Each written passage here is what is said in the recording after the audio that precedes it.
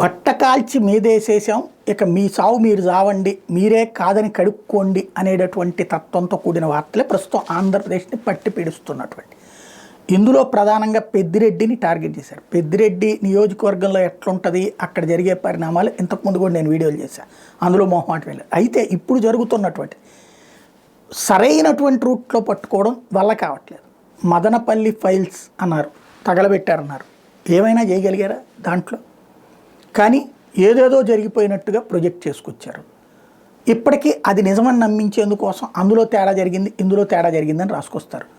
తర్వాతన మద్యం సిండికేటు, ఆయన ఎవరు, ఒకప్పుడు వైఎస్ఆర్ కాంగ్రెస్ పార్టీలో ఉండి వైఎస్ఆర్ తరపున గెలిచి 2014లో అప్పుడే వెళ్ళిపోయి తెలుగుదేశం పార్టీలో చేరిపోయినటువంటి ఎస్పీవై రెడ్డి వాళ్ళకి సంబంధించినటువంటి డిస్టిలరీని మిథున్ రెడ్డి లాక్కున్నాడని చెప్పి దాంతో చేసుకొచ్చారు.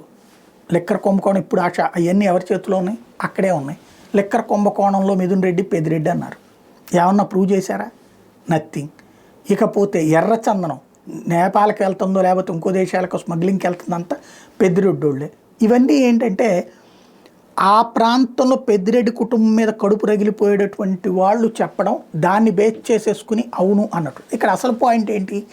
చంద్రబాబుని గెలవనివ్వకూడదు అన్నటువంటిది పెద్దిరెడ్డి అక్కడ స్కెచ్ చేశారు. కాబట్టి ఆ పెద్దిరెడ్డి మీద ఏదో ఒక విధంగా చేయాలని ప్రయత్నం చేస్తున్నారు. తాజాగా అడవిలో 25 ఎకరాలు ఆక్రమించుకున్నాడు, దోచేసుకున్నాడు, ఇదంతా రాసుకొచ్చారు. ఇప్పుడు విసిగిపోయినట్టున్నారు.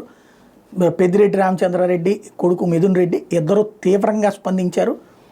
ఒకటి లీగల్గా వెళ్ళటానికి సిద్ధపడటం ఒక ఎత్తైతే, ఆల్రెడీ పరువు నష్టం దావాలు కూడా వేశారు. రెండవ పాయింట్ ఏంటంటే వీళ్ళు అనేది ఇవాళ 3.5 కోట్ల వాల్యూ చేసే ల్యాండ్ అది ఇవాల్టి రోజున.